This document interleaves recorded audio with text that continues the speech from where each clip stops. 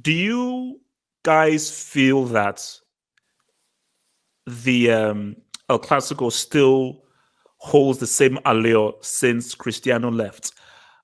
Or do you think that El Clasico was only at its height and its peak during the Cristiano Messi era, even before we had the whole Figo going over to Real Madrid with a pig's head being thrown over, the whole Ronaldinho being given a standing ovation by the Madrid away fans? Is El Clasico still El Clasico based on the political underpinnings of the fixture, i.e., Spain against Catalonia, especially which has intensified in the last year or so, that despite what our players play, this fixture will always be extra meaningful because of the political backdrop it is played against? Or do you think that we will never be able to see the kind of numbers or the kind of eyeballs on it during the Cristiano Messi era? Let me start with Devil. For me, I preferred El Clasico before Ronaldo and Messi. Do you know what I mean? For me, that the El Clasico's there was the games were better.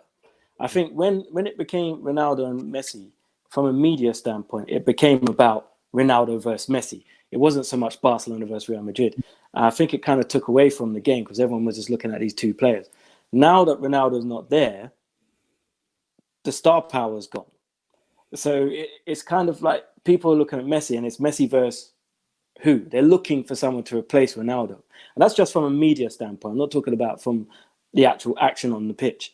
But I do feel that when you think of some of the El Clasicos, like the one Ronaldinho when he's banged the hat-trick, the Figo, the pig's head, and all that kind of stuff. Like the Rivaldo Kluivert era, Raul. Those games there, Raul was just different quality. But those games there for me were proper games of football, El Clasico classics. I don't think there's been a classic, not that I can remember, for a few years now. I don't think it's got that same kind of quality to it. The passion's there, but I don't think the quality is there. But I think that's just because, as you were saying, Barcelona have got worse. They've gone backwards. Real Madrid over the last few years have struggled domestically. They've been great in Europe, but domestically they struggled. So I think that has a bit of something to do with it. But I wouldn't necessarily say that because Ronaldo is not there, that's why El Clasico is any worse. Because I think it was in decline even when Ronaldo was there, personally. Okay, Neeks. I think I agree with a lot of what Devil said. Dugout, we mentioned briefly comparing Liverpool, Man United versus Real Madrid, Barcelona, and where our Clasico has, I guess, staked his claim as one of the leading, if not the leading, rivalry in world football, is the global aspect to it. When you lose a figurehead like Ronaldo, just in terms of his global reach, it's impossible for it not to have a negative impact, because Ronaldo would bring his own fans because of who he is, because of how many followers he has personally. So when he does leave, a lot of those followers will now go watch Juventus because they're Ronaldo fans.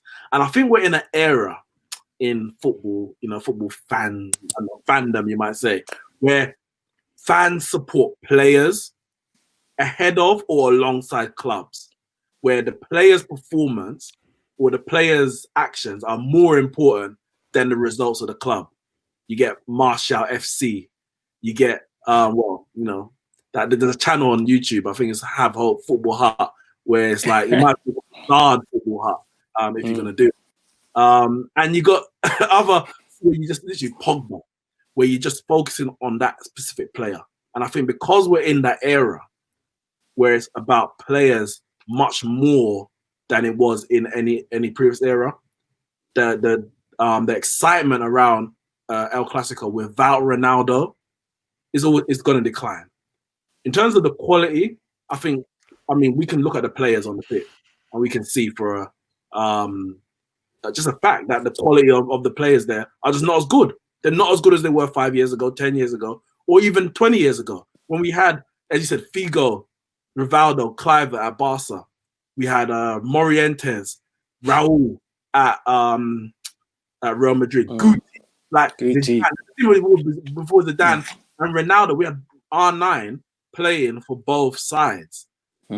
Like, there's certain things about a Clasico that we don't really get anymore because I think it's just the era that we're in where football, so much more global, that those world-class players that all used to be at Real Madrid or Barcelona, now they're a bit more spread out. Look at Man City. Man, there was no Man City 20 years ago. There was no PSG 20 years ago. But look at they're acquiring the likes of Neymar from Barcelona. That you could never imagine when Lyon were kings of France that they could acquire Real Madrid's or Barcelona's second best or third best player. That would never be the case. So, I mean, the football landscape has changed. What El Clasico needs, if it's going to reach back to those heights, is a figurehead, a talisman. Messi is there. Real Madrid need it. Someone mentioned Hazard was supposed to replace Messi. Well, he needs to do it on the stage. He needs to show it on the stage that he can. Sorry, replace Ronaldo. He's injured. Relax. He's injured. For me, Mbappe, Neymar, because of their popularity in world football right now, I know, of course, their quality on the pitch. Those are the types of players for me that's going to bring the worldwide attention back to the same levels as El Clasico if they were to join Real Madrid and or Barcelona.